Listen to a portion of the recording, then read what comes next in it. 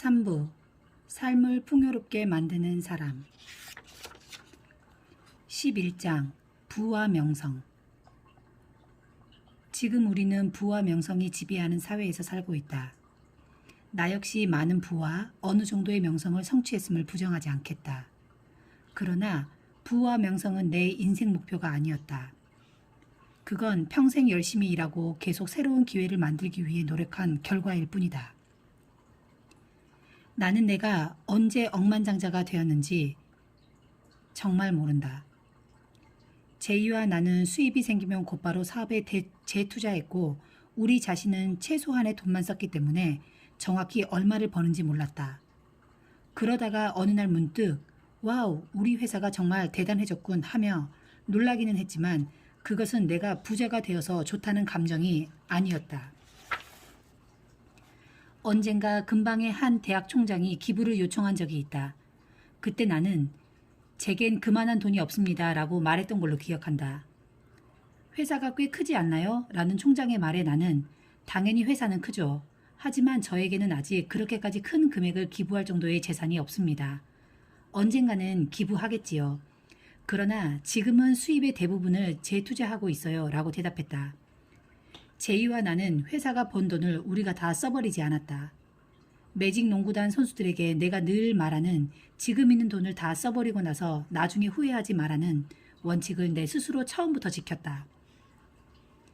제이와 내가 생각하는 경영주의 첫 번째 책임은 임금을 제대로 지급하는 것이다. 회사가 잘못되면 직원의 월급을 제대로 줄 수 없다. 만약의 사태를 대비해 언제나 직원에게 줄 월급 정도의 돈은 갖고 있어야 한다. 엄청나게 확장된 아메이의 본사와 공장이 들어선 에이다의 언덕길을 지날 때마다 제이와 나는 정말 대단하다며 감탄했다. 하지만 나는 언젠가 제이에게 굉장히 대단해져서 부담스러울 정도지만 난 지금 보이는 대단함에서 멈춰서고 싶지 않네. 어떻게 하면 우리 회사를 더 키울 수 있을지만 생각한다네 라고 말했다. 그렇다. 우리에게 가장 큰 관건은 항상 어떻게 하면 더 크고 좋은 회사로 성장시킬 수 있을까였다. 우리는 당장 눈앞에 보이는 현상이나 실적에 집착하지 않았다.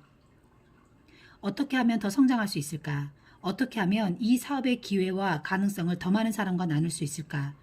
어떻게 하면 이 세상 모든 사람에게 사람의 소중함을 알게 할 수 있을까? 우리는 이것만 생각해왔다. 이것이 아메이 비즈니스의 전부다. 다른 사람이 성공해 더 나은 삶을 누릴 수 있도록 돕는 일이 우리 사업의 처음이자 끝이다. 믿음, 희망, 인정, 보상이 아메이 사업이다. 이런 가치관은 대공황의 그늘에서 어린 시절을 보내고 군인으로서 직접 전쟁을 겪으며 제이와 내게 확립되었다. 그런데 오늘날에는 남을 도와야 한다는 마인드가 많이 희박해진 것 같다. 왜 남을 도와야 해? 내 것만 챙기면 그만이지라는 이기주의가 팽배한 시대에 아메이는 이와 반대되는 태도를 지켜왔다. 우리 사업은 남을 도와야 성공할 수 있는 일이다. 여러분이 후원하는 그 사람이 성공하도록 도와주어 그가 성공하면 여러분도 성공하는 일이다. 윗사람이 지시하는 사업이 아니라 나중에 들어온 사람부터 관심을 두는 소위 하위 상달식 경영이다. 아메이 사업 초창기 때 제이와 나는 파트너 사업자들을 가끔 집으로 초대했다. 화려한 맨션도 아니고 그저 평범한 주택이었지만 우리는 강이 보이는 언덕에 정갈한 나무로 나란히 지은 두 집을 자랑스러워했다. 초대받은 사업자들은 정말 좋아했지만 그건 집의 크기와 상관없었다. 아메이 창업주의 집에 직접 초대받아 왔다는 사실이 그들의 흥분을 불러일으킨 것이다. 그들은 으리으리한 집을 자랑하려는 게 아니라 감사하는 마음을 표현하고 싶어한 우리의 진심을 알아주었다. 우리는 단 한순간도 부자임을 뽐내거나 남보다 잘났다고 생각한 적도 그렇게 행동한 적도 없다. 자동차도 제 아버지 회사에서 팔던 플리머스와 디소토 같은 평범한 것을 몰았다. 고급 캐딜락은 한참 후에나 샀다. 우리가 성공한 이유는 다른 사람들이 성공하도록 도왔기 때문이다. 모든 수입은 곧바로 재투자했고 우리의 개인 주머니를 불리지 않았다. 앞서 얘기했듯 우리는 회사 돈을 한 푼도 허투루 쓰지 않았다. 제이와 나는 경영주로서 직원들과 아메이 사업을 하는 독립 사업자들에게 많은 책임감을 느꼈다. 늘 우리에게 딸린 수많은 사람들을 염두에 두었고 우리의 잘못으로 문제가 생겨 그들을 위험에 빠뜨리는 건 상상조차 할 수 없는 일이라고 생각했다. 아직 젊은 두 경영주에게 그건 커다란 책임이자 부담이기도 했다. 우리에게 실패란 있을 수 없는 일이었다. 아메이사의 실패가 우리 두 사람의 실패로 끝나는 게 아니기 때문이다. 우리가 세운 아메이는 우리의 기쁨이고 자랑이며 자유기업 시스템이 승리한다는 걸 세상에 증명하는 살아있는 모범이 되어야 했다. 또한 우리는 가족, 아동, 교육, 근검 절약에 경영에 초점을 맞추었고 11조와 사회 기부, 교회 헌금을 위해 언제나 수익의 일정 부분을 따로 떼어 놓았다. 물론 아메이가 엄청나게 성장하면서 우리는 개인적으로도 큰 부자가 되었다. 나는 무언가를 더 사기 전에 항상 나 자신에게 묻고 대답한다. 난 부자니까 더 큰 집도 사고 배도 사고 새 비행기도 살 수 있지 않나? 때로는 예스, 또 때로는 노다. 더 큰 집이나 큰 비행기가 별다른 도움이 되지 않을 때도 있으니까. 중요한 것은 어떤 일을 결정하기 전에 왜 하려는지 혹은 왜 하지 않으려는지 확실하게 답할 수 있어야 한다는 것이다. 늘어난 수입으로 내가 원하는 걸 살 수도 있지만 기부를 하거나 저축할 수도 있고 아니면 다른 사람들의 성공을 돕기 위해 회사에 투자할 수도 있기 때문이다. 나는 내 아이들이 어렸을 때부터 돈과 돈 때문에 빠질 수 있는 위험에 대해 자주 정기적으로 이야기를 나눴다. 아이들이 다 자란 지금도 우리는 그 주제로 이야기를 나눈다. 우리 아이들은 부자의 책임을 분명히 이해하고 받아들였다. 돈이 많으면 선택의 폭이 넓어진다. 가난한 부모는 아이들이 뭘 해달라고 해도 돈이 없다고 말해야 하지만 부자 부모는 다르다. 나는 차 한 대 새로 사주시면 안 될까요? 라고 묻는 아이에게 새 자동차가 왜 필요한지, 왜 허락하는지 또는 왜 허락할 수 없는지, 새 차를 사야 할지 중고차를 사야 할지 등 많은 선택사항을 놓고 이야기를 나눈다. 무조건 돈이 없어서 안 되라는 대답으로 대화를 끝내기엔 지나치게 부자가 되어버렸기 때문이다. 부잣집 아이들은 망가지기 쉽다. 그러나 솔직히 우리 집 아이들은 망가지지 않았다. 돈이 많기는 해도 나는 우리 아이들이 돈을 함부로 쓸지도 모른다는 걱정은 한 번도 해보지 않았다. 나는 종종 부자 부모를 둔 사람들이 현명하지 않은 판단을 하는 걸 본다.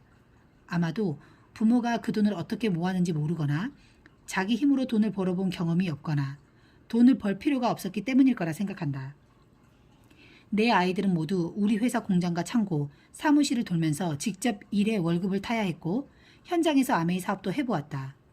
매일 출근하는 말단 직원 입장으로 회사 일을 하면서 몸으로 사업을 배운 아이들이다.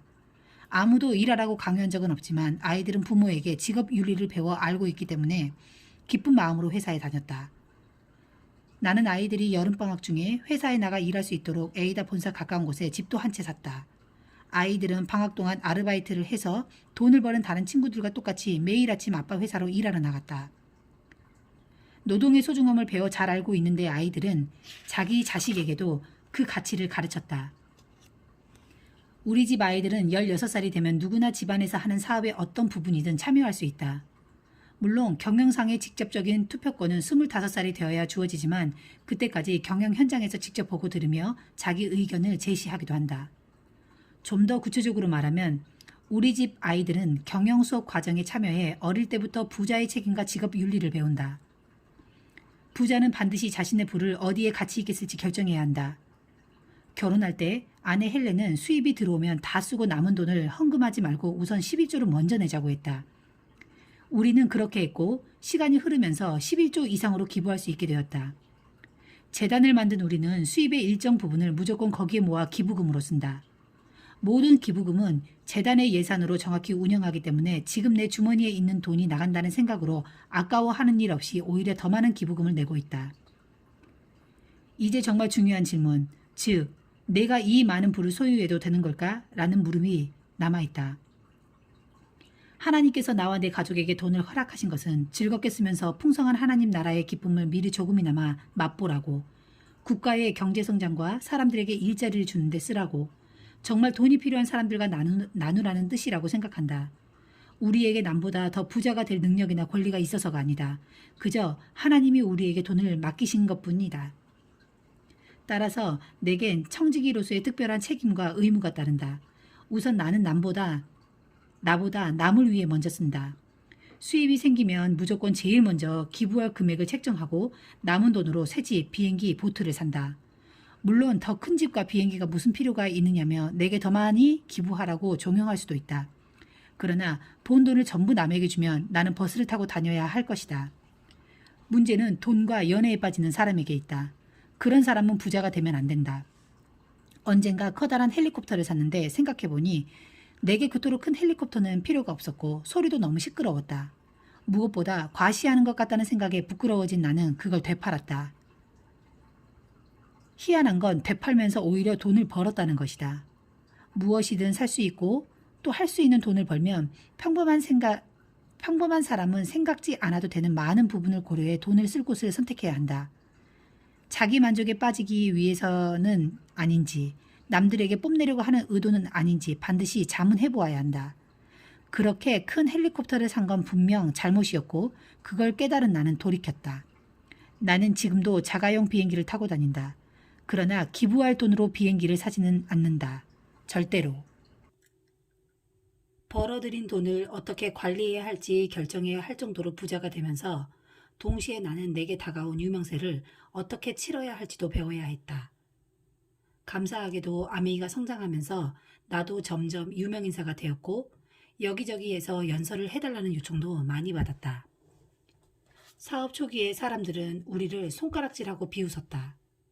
그나마 영양학을 배운 극소수의 의사를 제외한 거의 모든 의사가 비타민 미네랄을 파는 것을 쓸데없는 짓이라고 공격하면서 건강보조식품은 건강에 도움을 주지 않는다고 주장했다. 피라미드 상술이라고 말하는 FTC의 공격도 받았다. 그러다가 차츰 인정을 받았다. 어느 순간부터 사람들의 공격은 멈추었고 언론에서도 칭찬하기 시작했다. 또 우리가 하는 일과 우리 사업을 통해 많은 사람들의 삶이 나아지고 있음을 인정해주기 시작했다. 우리를 공격하던 FTC의 제소권도 결국 아메이의 합법성을 인정하는 판결을 내림으로써 결과적으로 우리에게 이득이 되었다. 제이와 나는 점점 여러 위원회의 이사로 촉탁되었고 사람들은 우리의 의견을 경청했다. 경제계 인사들 역시 우리의 의견에 쌍수를 들어 환영했다. 언젠가 미시건주 미들랜드 소재의 다우 케미컬사의 행사에 연사로 초빙돼 인간의 물질적인 풍요라는 주제로 강연을 한 적이 있다. 그때 나는 자유경제 시장에서 사람들이 어떻게 원자재로 물건을 만들어 팔아 부자가 되는지에 대한 내 생각을 이야기했다. 우리처럼 자유와 자유기업 시스템을 지지한 다우 케미컬사는 내 연설을 사내 교육 자료로 쓸 정도로 인정해 주었다. 덕분에 아메이라면 무조건 배척하던 사람들이 우리 사업과 회사에 관심을 보이기 시작했다. 아메이가 전 세계로 진출해 성장하자 우리의 성장 비결을 궁금해하며 찬사를 보내는 분위기와 함께 누구에게나 자유롭게 주어지는 자유기업의 기회라는 아메이의 메시지가 점점 널리 퍼져나갔다. 아메이와 공동 창업주인 내가 유명해졌다고 해서 달라진 것은 아무것도 없다. 우리의 일을 사랑한 제이와 나는 그저 우리 회사가 성장하는 것과 사람들이 점점 우리의 성장을 알아봐주는 것이 기뻤을 뿐이다. 유명해진다는 건 우리를 좋아하는 사람이 있는 동시에 우리에게 관심이 없는 사람도 있음을 알게 된다는 뜻이다. 사업, 특히 벤처 사업에 관심 있는 사람들이 아메이에 많은 호기심을 보인다.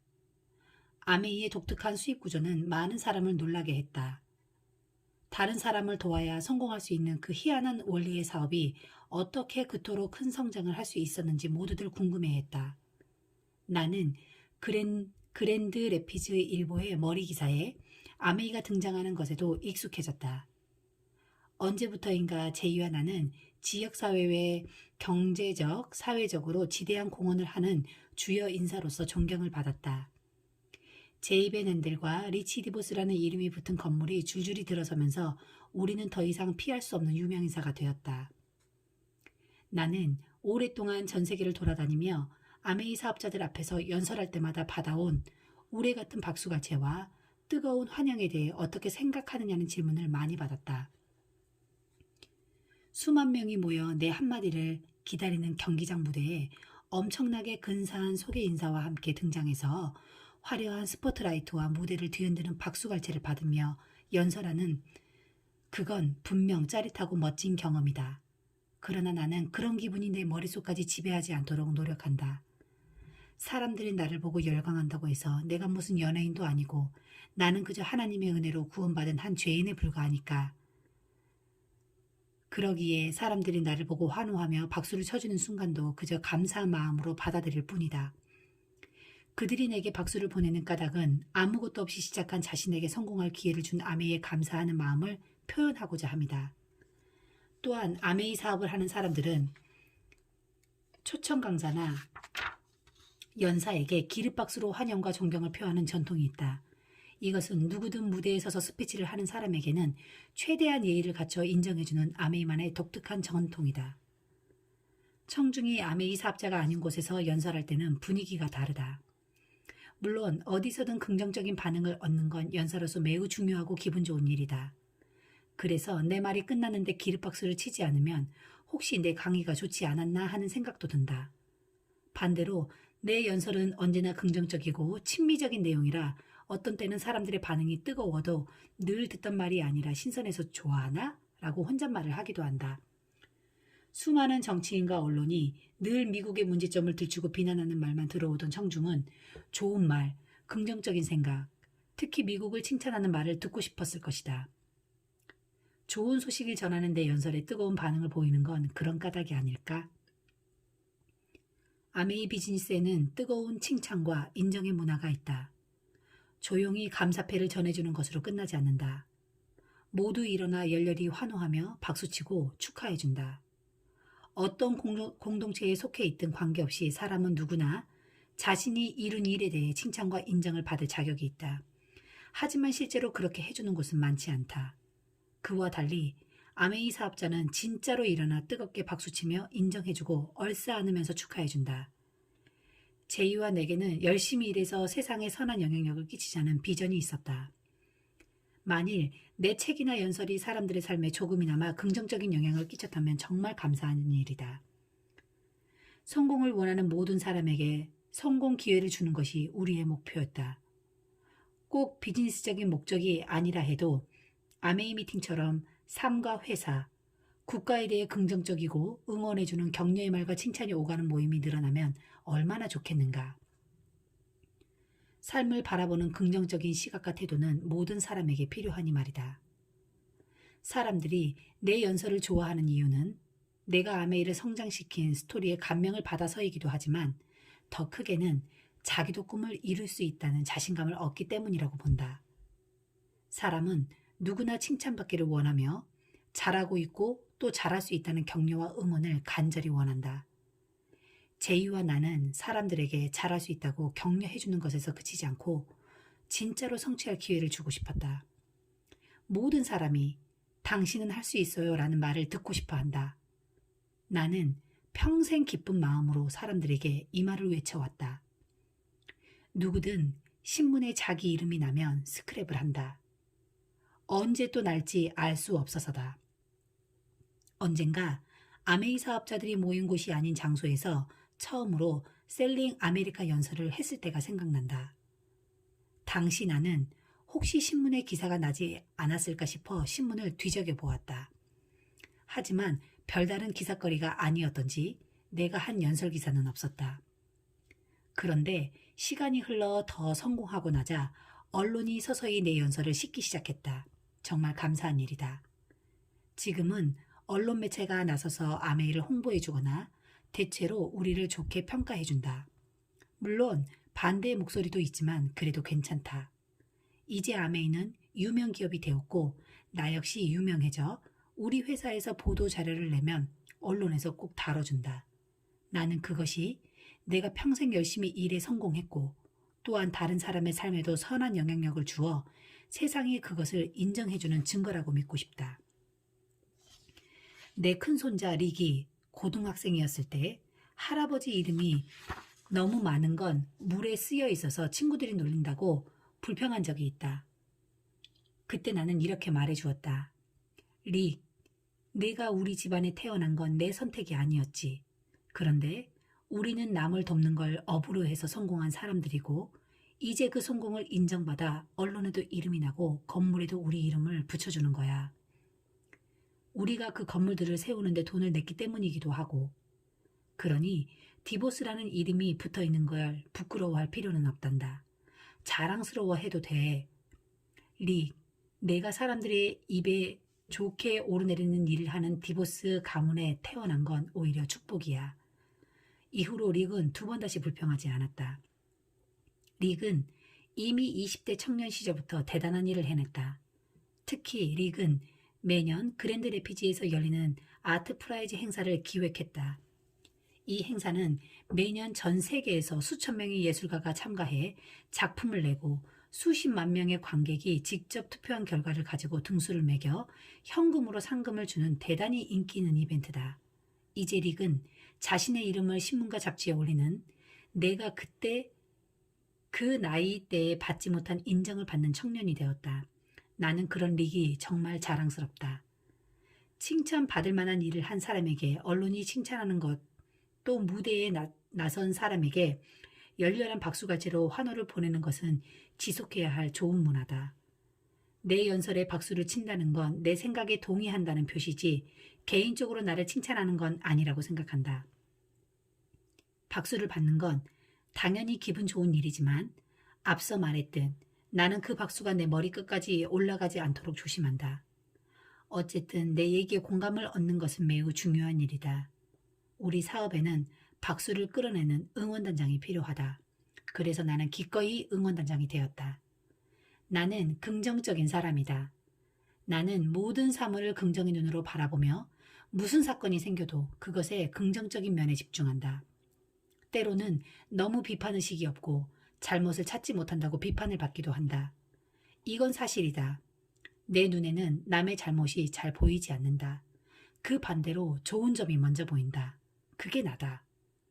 살다 보면 좋은 것과 나쁜 것을 구별해야 하고 또 비판의식도 필요하겠지만 나는 그저 그런 것과 거리가 멀 뿐이다.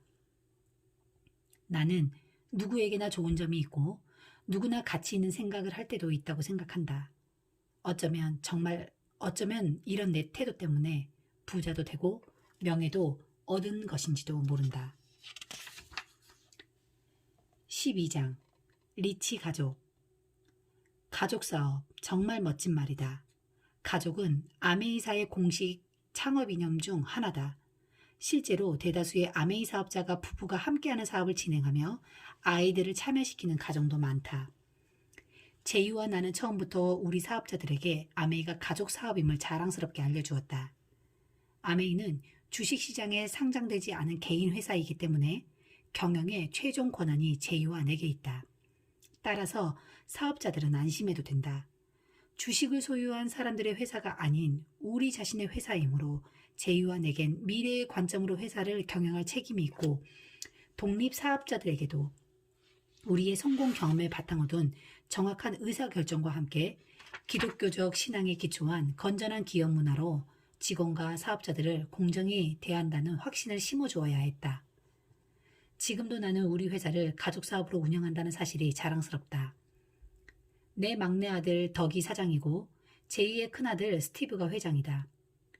처음과는 감히 비교할 수 없을 정도로 엄청난 규모의 다국적 기업으로 성장하면서 환경이 예전보다 훨씬 복잡해졌지만 과거의 제이와 내가 함께해온 방식 그대로 우리 아들들이 동업 경영을 하고 있다는 사실에 나는 감사하다. 제2의 네 자녀들이 고등학생이 되었을 무렵부터 우리는 그 아이들 중 적어도 몇 명은 우리와 함께 가족사업을 해나가리라고 생각했다. 이에 따라 아이들이 모두 회사 일을 직접 체험하면서 경영 수업을 받도록 5년간 아메이의 모든 부서를 6개월씩 돌며 일하는 프로그램에 참여하게 했다. 이때 아이들은 물류창고, 공장, 연구개발실, 일반 사무실을 돌면서 주야간 근무를 모두 소화했다. 그중 몇 명은 여름방학을 이용해 회사를 청소하거나 잔디를 깎는 일부터 시작했다. 내 큰아들 딕은 회사 가이드로 일하기도 했다. 방문객에게는 미들네임을 써서 자신을 딕 마빈이라고 소개해 내 아들이라는 걸 모르게 했다. 딕도 다른 아이들과 마찬가지로 공장 바닥을 청소하면서 회사 일을 배우기 시작했다. 그렇게 시작해 점점 복잡한 경영 수업을 마칠 때까지 모두 5년이 걸렸다. 90년대 초반 나는 심장이 급격히 나빠져 바이패스 수술을 받아야 했다. 그때 딕은 회사에서 일한 지 15년쯤 되었고 마지막 5년은 국제사업 담당 부사장으로 일했다. 그러다가 너무 힘들어서 몇 년간 회사를 떠나 자기 사업을 하고 있었다. 심장 수술로 인해 휴식이 필요했던 나는 딕을 불러 내 자리를 맡아달라고 했다. 딕이 사장이 된 지 몇 년 후 제이도 건강이 나빠졌고 우리는 회장 자리에 제이의 큰아들 스티브가 가장 적격이라고 판단해 그를 불렀다. 딕과 스티브는 우리의 자리를 물려받자마자 난제를 풀어가야 했다. 우선 90년대 말이라 줄어드는 매출을 다시 일으켜 세워야 했고 구조조정과 인사이동도 필요했다. 자금이 충분치 않아 정리해고하는 직원들에게 줄 돈을 빌려야 한다고 딕이 내게 말했던 기억이 난다. 나는 그때 딕, 정리해고를 하면서 비용을 줄이는 게 아니었니? 라고 물었다. 딕은 제대로 해야지요. 회사를 떠나는 사람들에게 정당한 보상을 하고 새 일자리를 찾도록 도와야 해요. 라고 대답했다. 사실 제이와 나는 인원 감축을 원치 않았다. 그냥 그러기가 싫었다. 한두 달 혹은 길어도 1년이면 상황이 제대로 돌아올 거라고 생각했다. 그런데 딕과 스티브는 우리가 피한 아픈 결정을 과감히 단행했다. 대신 그들은 일을 제대로 처리했고 얼마 지나지 않아 회사 상황을 흑자로 돌려놓았다. 딕은 사장직을 맡으면서 내게 이 자리에서 6년 정도 일한 뒤 다른 일을 할래요 라고 했다. 비록 6년이 아닌 10년간이긴 했지만 결국 딕은 떠났다.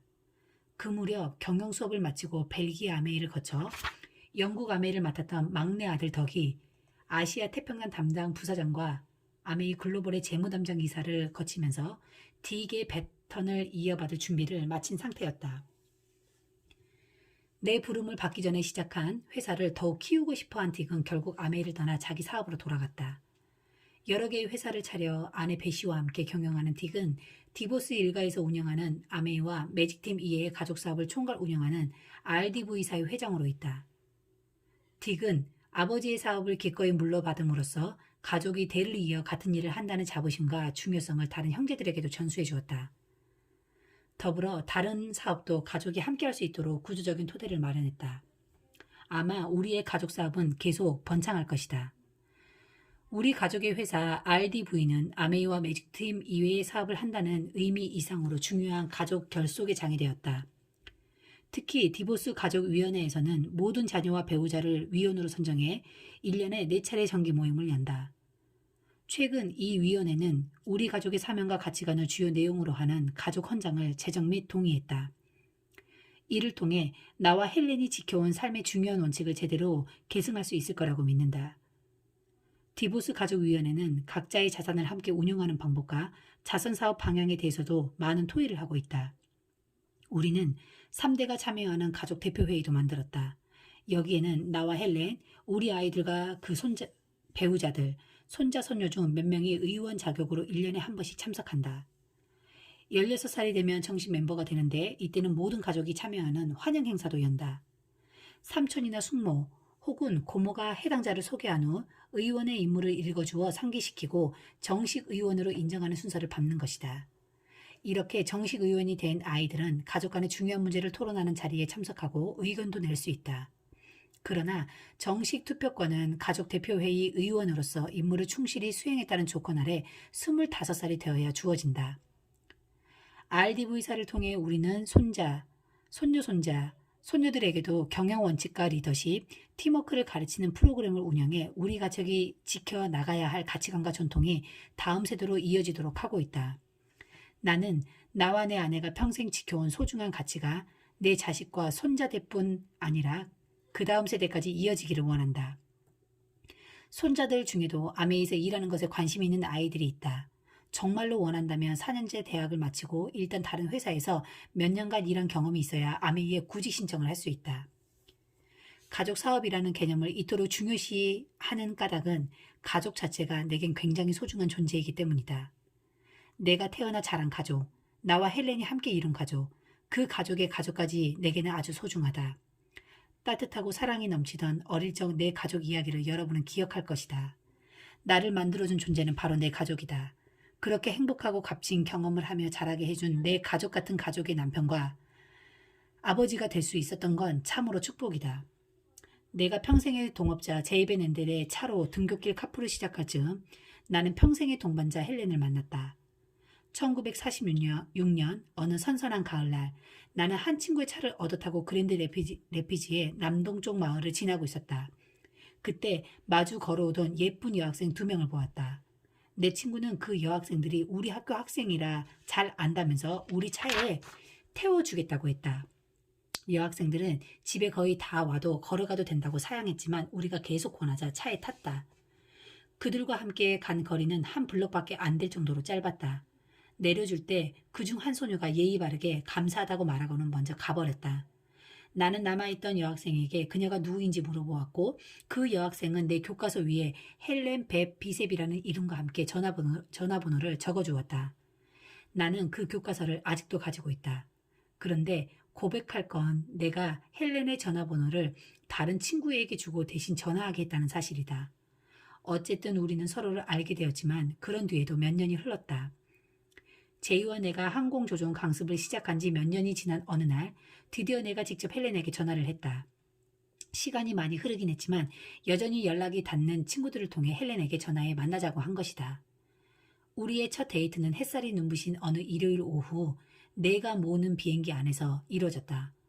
그 후로도 가끔 만났지만 우린 각자 다른 사람들도 만나고 있었다. 그러다 보니 갑자기 만나 데이트를 하고는 한참 만나지 않다가 내가 전화를 걸어 또 만나는 식으로 관계가 이어졌다. 그렇게 드문드문 만남을 이어가던 여름이 끝날 무렵 헬렌이 제이와 내가 우리 배를 정박해 놓던 호숫가 근처의 한 오두막 별장에 사는 친구를 보러 왔다. 그녀는 아직 아장아장 걷는 친구의 2딸을 데리고 산책을 나왔다가 보트를 보고는 멈춰서서 구경을 했다. 그때 나는 삼촌과 숙모를 배에 태워주려고 거기에 있었다. 그쪽으로 걸어오는 헬렌과 꼬마들을 보고 나는 배를 타고 싶으냐고 물었다. 아이들은 좋아라고 함성을 지르며 배에 올라탔고 헬렌도 따라 탔다. 그리고 처음 만났을 때처럼 우리는 아주 짧은 거리를 함께 배를 타고 갔다.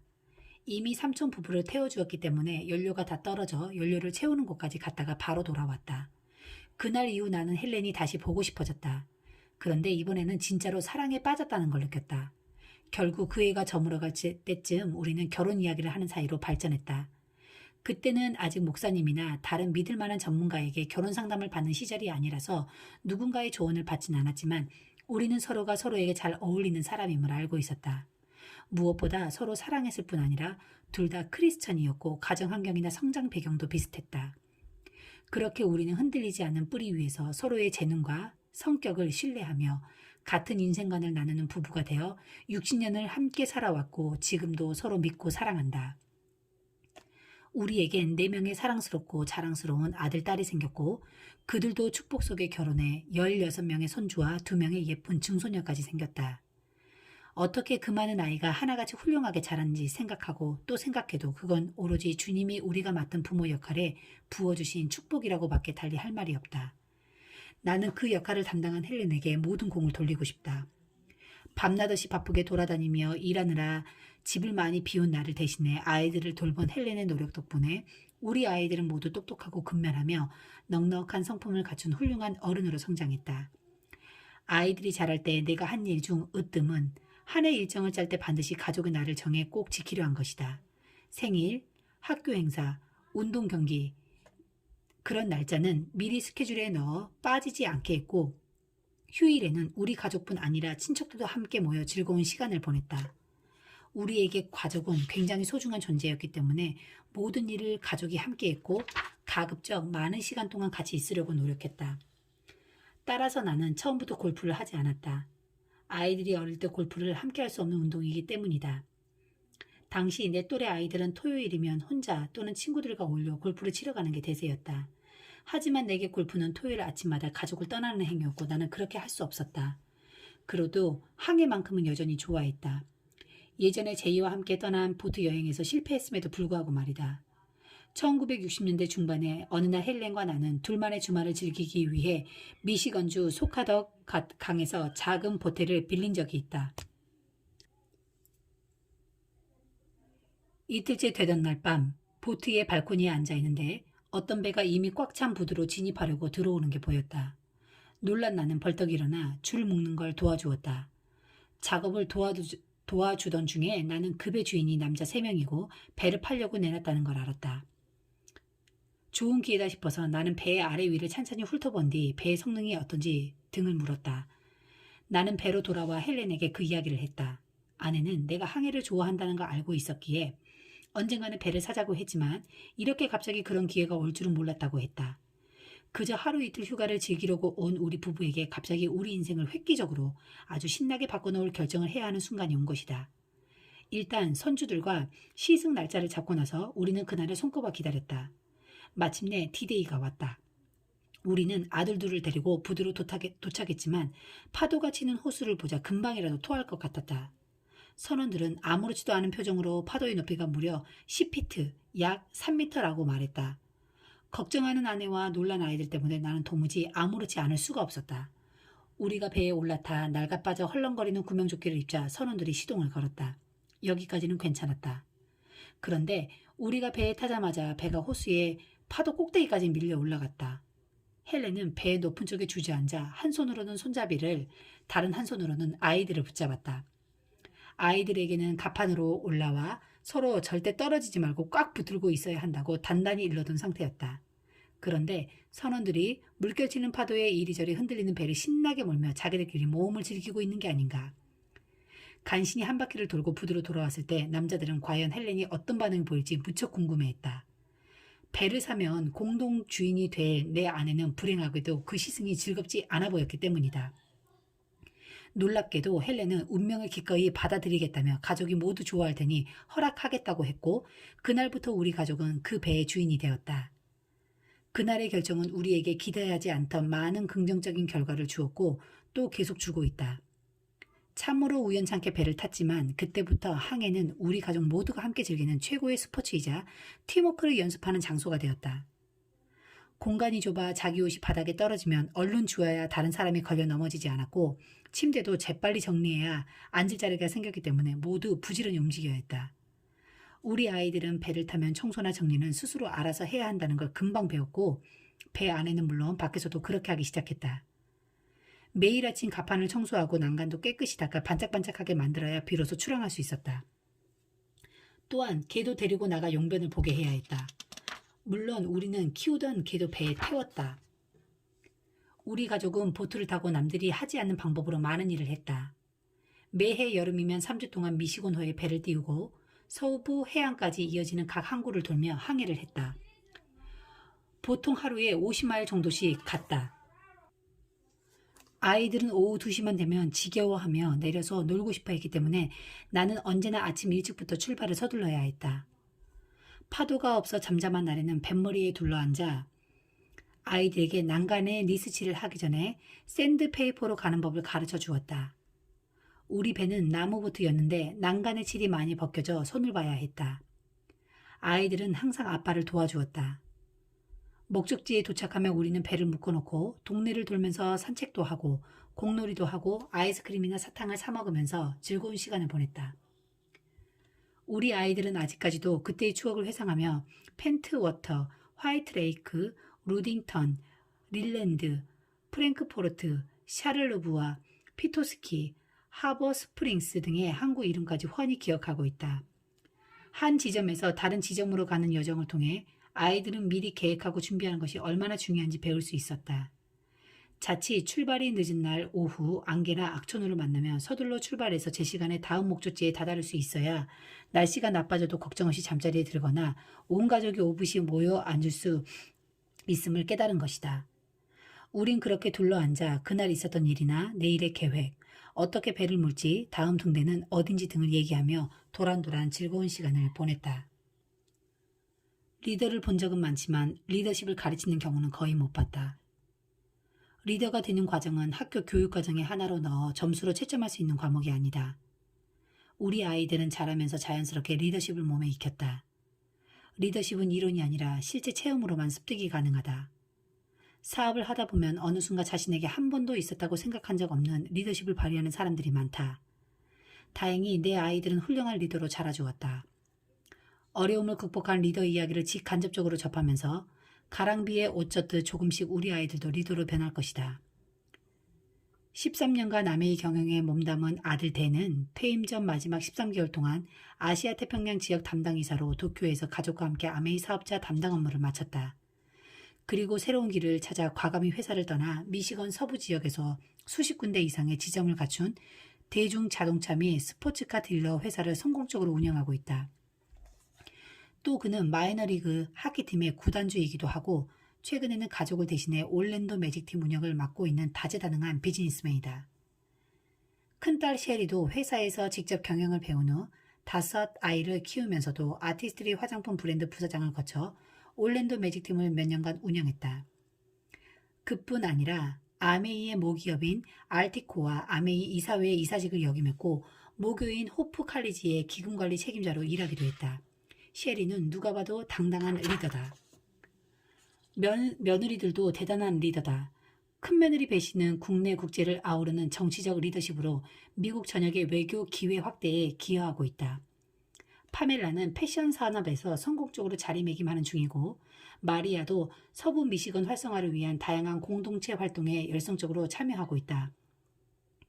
나와 헬렌은 우리 아이들이 리더감이라는 사실을 단 한 번도 의심하지 않았다. 그 아이들은 어렸을 때부터 남을 배려할 줄 알았다. 우리 부부는 모든 인간은 하나님의 귀한 작품이기 때문에 누구도 차별 없이 귀하게 여겨야 한다고 끊임없이 가르쳤다. 내가 남을 존중하지 않으면서 어떻게 남에게 존중을 받겠는가? 남을 존중함으로써 존중받고 정직하면서도 자기 말을 끝까지 책임질 줄 아는 사람이 진정한 리더다. 남에게 존중받는 사람은 비록 학벌이나 배경이 좋지 못해도 주눅들거나 자기 비하를 하지 않는다. 우리 아이들은 아메이 사업을 보면서 모든 사람에겐 숨은 재능이 있음을 배웠다. 나는 아이들이 아메이를 하는 집안에서 자라났기에 엄청나게 긍정적인 경험을 할 수 있었다고 믿는다. 다행히 우리 부부는 자녀 교육관이 같았다. 비슷한 가정 환경과 종교적 배경에서 자라난 사람과 결혼하면 이런 점이 좋다. 부모가 각기 다른 배경과 믿음을 가지고 아이들을 키울 경우에는 훨씬 많은 노력이 들게 마련이다. 반면 가치관과 자라온 배경이 같은 사람끼리 만나면 결혼하기 전부터 서로 생각이 같다는 무언의 합의가 이루어진다. 물론 내 아내와 내게도 차이점은 있었다. 헬렌은 외동딸이기 때문에 시끌벅적한 분위기에 잘 적응하지 못했고 4명의 아이들이 소란을 피울 때마다 내가 나서서 말려야 했다. 가족이 이런 거야? 애들은 원래 다 우리 애들 같아? 라고 아내가 걱정하면 나는 지극히 정상이야 여보 걱정 마. 원래 애들은 서로 치고받고 싸우면서 그러면서 크는 거야 라며 안심시켰다. 꽤 오래전에 쓴 믿음에서 나는 가족에 대한 내 믿음을 표현한 바가 있다. 그때와 마찬가지로 나는 아직도 이걸 믿는다. 미국 사회의 역동성을 결정하는 곳은 수백만의 평범한 중산층 가정집 거실과 식탁, 아이들 놀이방, 뒷마당이다. 어릴 적 소박했지만 오순도순 이야기꽃을 피우거나 성경도 읽던 안락한 거실, 식사 시간에 듣던 아버지의 긍정적인 격려와 식사 후 어머니를 도와 설거지를 하던 부엌, 내 여동생이 젠을 데리고 탁구를 치던 지하실까지 집안의 모든 장소가 나를 만든 원천이었고 그건 지금도 변함없는 진실이다. 나와 헬렌이 자식들에게 물려주고자 애써온 가치관과 믿음을 그들도 자기 아이들에게 전해주려 하는 것에 나는 눈물나게 감사한다. 이제 손자, 손녀들도 스스로 리더십을 갈고 닦아 세상에 빛이 되기 시작하는 것을 지켜보며 나는 지금까지 그래왔듯 우리 가족의 미래가 환하고 밝다는 것을 믿어 의심치 않는다. 가족 사업이라는 개념을 이토록 중요시하는 까닭은 가족 자체가 내겐 굉장히 소중한 존재이기 때문이다. 내가 태어나 자란 가족, 나와 헬렌이 함께 이룬 가족, 그 가족의 가족까지 내게는 아주 소중하다. 따뜻하고 사랑이 넘치던 어릴 적 내 가족 이야기를 여러분은 기억할 것이다. 나를 만들어준 존재는 바로 내 가족이다. 그렇게 행복하고 값진 경험을 하며 자라게 해준 내 가족 같은 가족의 남편과 아버지가 될 수 있었던 건 참으로 축복이다.